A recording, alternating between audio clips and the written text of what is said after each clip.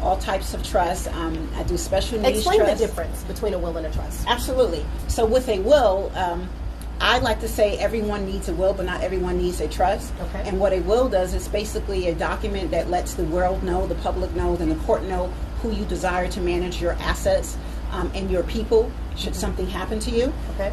And whether or not you have a will, you will have to go to probate if there's a will or not. But what the will does, it already tells the court, this is the person that I personally chose to be the executor of my assets. This is the person that I chose to be the guardian of my child. This is the only person I know who's going to raise my child just like I would.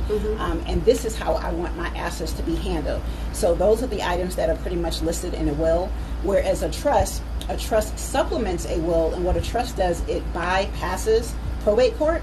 And the trust is a much broader version of the will, except the trust becomes a legal contract between you and your trustee.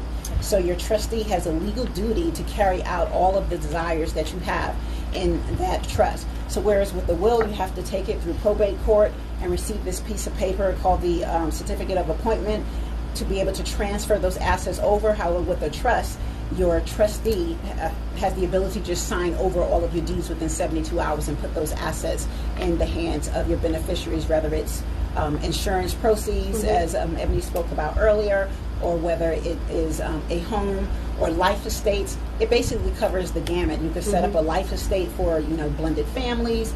You could set up scholarships for an entire family or just for your children. I have one client who basically set up a trust so that her daughter will receive different disbursements between the age of 18 and 45 because she has a $500,000 policy and you don't